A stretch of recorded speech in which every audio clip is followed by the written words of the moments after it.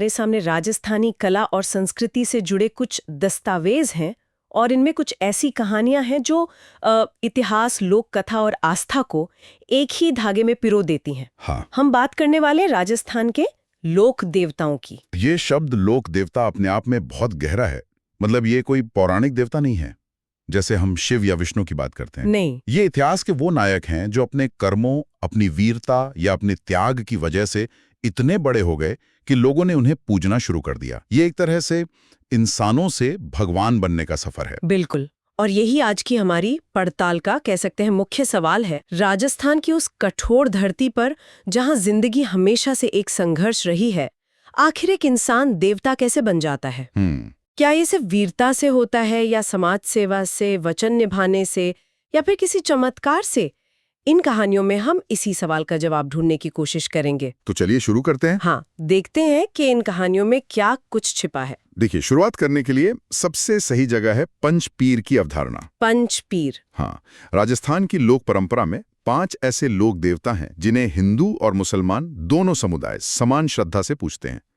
ये हैं पाबूजी, हड़बूजी, रामदेव जी, मांगल्य मेहाजी और गोगा जी। ये तो अपने आप में बहुत बड़ी बात है। मतलब उस दौर में ऐसा सद्भाव। बिल्कुल, ये उस दौर के सामाजिक ताने बाने और सद्भाव का सबसे बड़ा सबूत है। तो इन पंच पीरों में एक नाम शायद सबसे ऊपर आता है, रामदेव जी।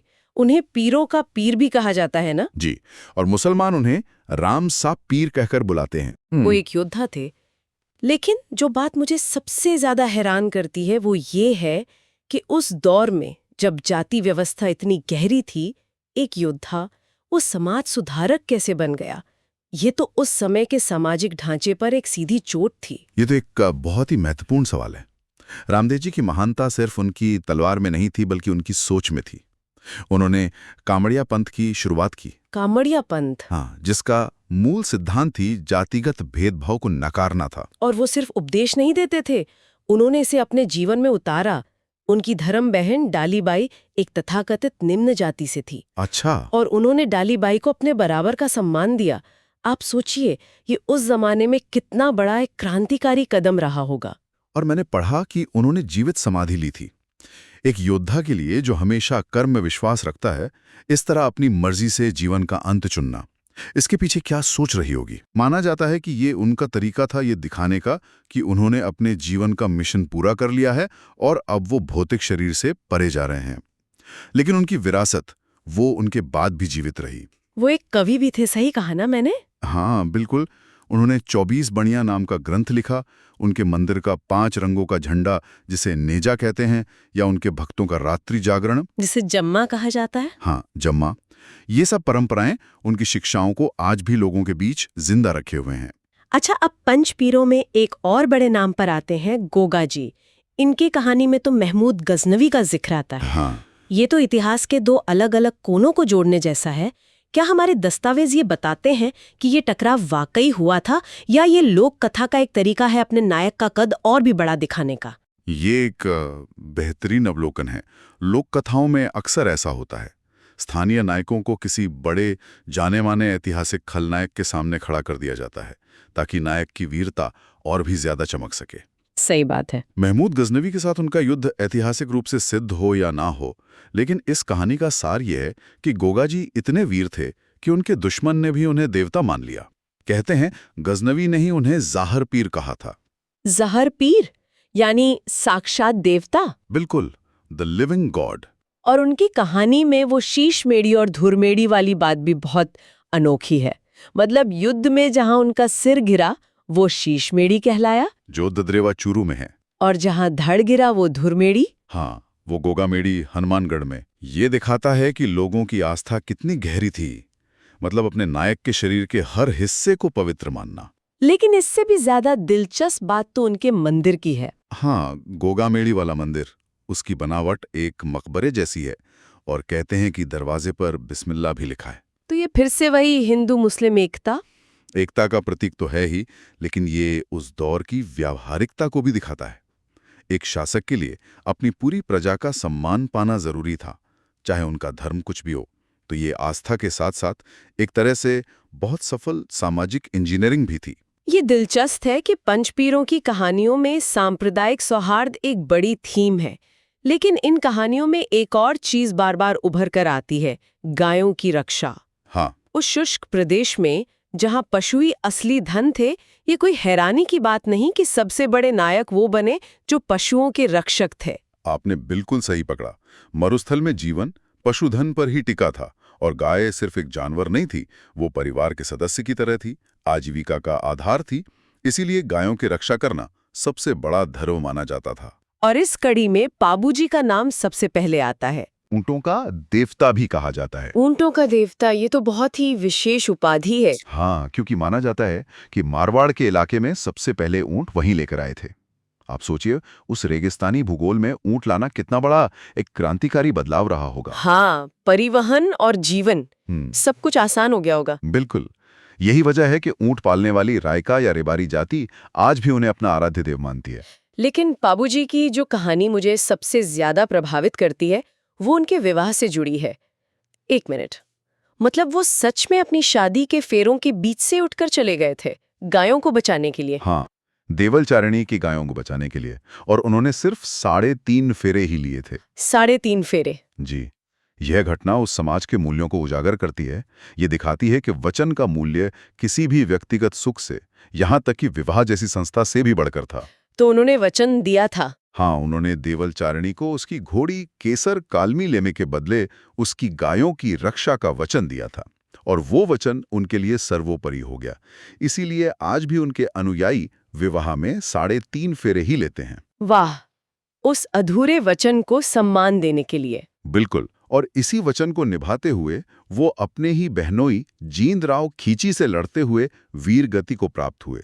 मतलब रिश्ते से बड़ा धर्म था। इसी तरह एक और लोक देवता है तेजाजी, वो भी तो गायों की रक्षा के लिए ही शहीद हुए थे। हाँ, तेजाजी की कहानी भी वचन पालन की एक मिसाल है, लेकिन उसमें एक और मार्मिक पहलू है। वो सांप वाला किस्सा है ना? हाँ, जब वे लाचा गुजरी की गायों को छुड़ाने जा रहे थे तो रास्ते में एक सांप उन्हें डसने वाला था। तेजाजी ने उसे वचन दिया कि मैं अपना धर्म निभाकर वापस आऊंगा, तब तुम मुझे डस लेना। और जब वो बुरी तरह घायल होकर लौटे तो सांप ने उन्हें डसने से मना कर दिया। तब तेजाजी ने अपनी जीभ आगे कर दी। हाँ, क्योंकि वही एकमात्र अंग था जो घावों से बचा था। ये कहानी तो मतलब रोंगटे खड़े कर देती है। ये सिर्फ बहादुरी नहीं, ये सत्यनिष्ठा की पराकाष्ठा है। एकदम। इसीलिए उन्हें सरप्रक्षक देवता के रूप में भी पूजा जाता है।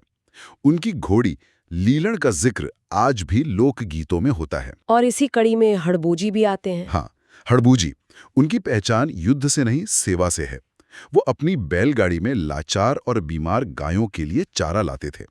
ये कितनी सुंदर बात है कि आज भी फलोदी के बेंगटी गांव में उनके मंदिर में किसी मूर्ति की नहीं, बल्कि उनकी उसी बैलगाड़ी की पूजा होती है। उनकी गाड़ी की पूजा होती है? हाँ, उनकी गाड़ी की। ये सेवा भाव का एक अनूठा सम्मान है। तो हमने देखा कि कैसे समाज सेवा और वचन पालन किसी को देवता बना सकता है।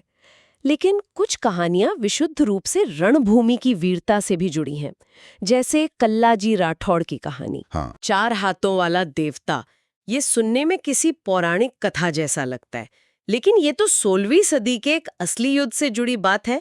ये कैसे हुआ? ये 1568 के चित्तौड़गढ़ की तीसरे साके की बात है, जब अकबर की सेना ने किले को घेर लिया था। युद्ध के दौरान कल्लाजी के ताऊ जयमल राठौड़ गोली लगने से घायल हो गए। अच्छा, लेकिन जयमल लड़ना चाहते थे। तब कल्लाजी ने उन्हें अपने कंधों पे बिठा लिया। अब आप जरा उस दृश्य की कल्पना कीजिए। नीचे कल्लाजी 2 तलवारें चला रहे हैं और उनके कंधों पर बैठे जयमल भी 2 तलवारें चला रहे हैं। एक धड़ और 4 हाथ। 4 तलवारें एक साथ? दुश्मन सेना पर इसका क्या मनोवैज्ञानिक असर पड़ा होगा। उन्हें लगा होगा कि कोई दैवीय शक्ति उनसे लड़ रही है। यही हुआ। वो एक असाधारण वीरता का क्षण था, जिसने एक इंसान को किंवदंती बना दिया। उसी युद्ध में वो वीर गति को प्राप्त हुए, लेकिन 4 हाथों वाले देवता के रूप में अमर हो गए। और आज भी लोग उनकी पूजा करते हैं, बीमारियों के इलाज के लिए। हाँ, लकवा या दूसरी बीमारियों के इलाज के लिए। यहाँ वीरता, आस्था और उपचार तीनों एक साथ जुड़ जाते हैं। तो कल्लाजी की वीरता व्यक्तिगत थी, लेकिन मल्लीनाथ जी की कहानी तो एक शासक के अपने राज्य को बचाने की है। इनके बारे में ज्यादा बात नहीं होती, जबकि इन्होंने फिरोज शाह तुगलक की सेना को हराया था। ये कोई छोटी बात नहीं थी। आपने सही कहा, मल्लीनाथ जी का योगदान बहुत बड़ा है। 1378 का वो दौर दिल्ली सल्तनत के बढ़ते प्रभाव का था। ऐसे में मालवा के सूबेदार, जो तुगलक का सेनापति था, उसकी एक बड़ी सेना को हराना एक स्थानीय शासक के लिए बहुत बड़ी बात थी। बहुत बड़ी मनोवैज्ञानिक और राजनीतिक जीत थी। इस जीत ने उन्हें सिर्फ एक राजा नहीं बनाया, बल्कि अपनी प्रजा के लिए एक दैवीय संरक्षक बना दिया। लोगों को लगा कि हम पर इनकी दैवीय कृपा है, तभी हम इतनी बड़ी शक्ति से बच पाए। और शायद इसीलिए तिलवाड़ा बाड़मेर में उनका जो मंदिर है, वहां आज भी राजस्थान का सबसे बड़ा पशु मेला लगता है। बिल्कुल, ये एक तरह से उनकी विरासत का जश्न है, जो एक योद्धा से शुरू होकर समृद्धि के प्रतीक तक पहुंचा। ये दिखाता है कि कैसे एक वीर शासक भी अपने लोगों के लिए पूजनीय बन सकता है।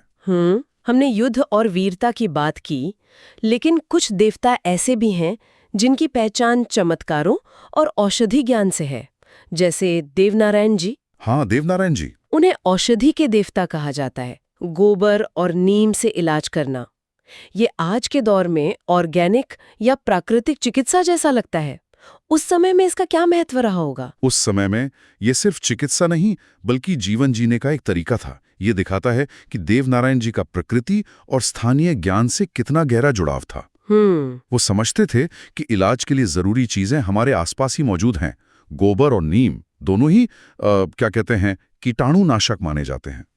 उनका इस ज्ञान का उपयोग करना उन्हें एक चमत्कारी पुरुष बनाता था। और इसीलिए गुर्जर समाज उन्हें विष्णु का अवतार मानता है। जी, और यही वजह है कि उनके मंदिरों में किसी मूर्ति की जगह ईंटों की पूजा होती है और नीम के पत्ते चढ़ाए जाते हैं, जो प्रकृति के प्रति सम्मान का प्रतीक है। उनके बारे में एक और अनोखी बात है उनकी फड़। मैंने पढ़ा है कि ये कपड़े पर बनी एक चित्रकथा होती है और देवनारायण जी की फड़ सबसे लंबी मानी जाती है। हाँ, लेकिन ये फड़ सिर्फ एक पेंटिंग नहीं है, ये अपने आप में एक चलता फिरता मंदिर है। भोपा और भोपी जो इसे गाकर सुनाते हैं, वे सिर्फ कलाकार नहीं हैं। नहीं, वे उस कथा के वाहक, एक तरह के पुजारी होते हैं। वो जंतर नाम का वाद्य यंत्र बजाते हुए पूरी रात उस कहानी को जीवंत कर देते हैं। ये कला, धर्म और प्रदर्शन का एक ऐसा अनूठा संगम है जिसे सहेजने के लिए भारतीय डाक विभाग ने इस फड़ पर एक डाक टिकट भी जारी किया था। बिल्कुल। तो आज की इस पूरी चर्चा को अगर समेटें तो हम अपनी शुरुआती सवाल पर वापस आते हैं कि राजस्थान में एक इंसान देवता कैसे बनता है। जवाब तो कई मिले। हाँ, कई हैं। रामदेव जी और गोगा जी जैसे पंच पीर बनकर जो सांप्रदायिक सौहार्द का संदेश देते हैं, या फिर बाबूजी और तेजा जी की तरह अपने वचन और धर्म के लिए प्राण देकर पशुधन की रक्षा करके, या कल्ला जी राठौड़ की तरह रणभूमि में अकल्पनीय वीरता दिखाकर, या फिर देवनारायण जी की तरह अपने ज्ञान से लोगों के दुख दूर करके। ये बात तो साफ है कि ये सिर्फ पूजने के लिए मूर्तियां नहीं है। नहीं, बिल्कुल नहीं। ये तो एक तरह से राजस्थान के इतिहास और वहां के समाज के जो आइडियल्स थे, उनके जीते जागते प्रतीक हैं। इनकी कहानियां साहस, त्याग, वचनबद्धता और सेवा जैसे मूल्यों को आज भी लोगों तक पहुंचा रही हैं। और जो बात सबसे ज्यादा प्रभावित करती है वो ये है कि इन सभी देवताओं का संबंध आम जनजीवन से है। हाँ, वे लोगों के सुख दुख में भागीदार हैं, इसीलिए सदियां बीत जाने के बाद भी वे प्रासंगिक हैं। वे लोगों के दिल और दिमाग का हिस्सा हैं, सिर्फ इतिहास की किताबों के पन्नों का नहीं। उनकी कहानियां हर पीढ़ी को नए सिरे से प्रेरणा देती हैं। बिल्कुल। और अब, जैसा कि हम हमेशा करते हैं, सुनने वालों के लिए सोचने के लिए एक विचार। इन सभी कहानियों में हमने बार बार हिंदू और मुस्लिम समुदायों द्वारा इन लोक देवताओं की साझा पूजा का जिक्र सुना। आस्था की ये मिलीजुलू विरासत उस युग के सामाजिक ताने बाने के बारे में क्या बताती है?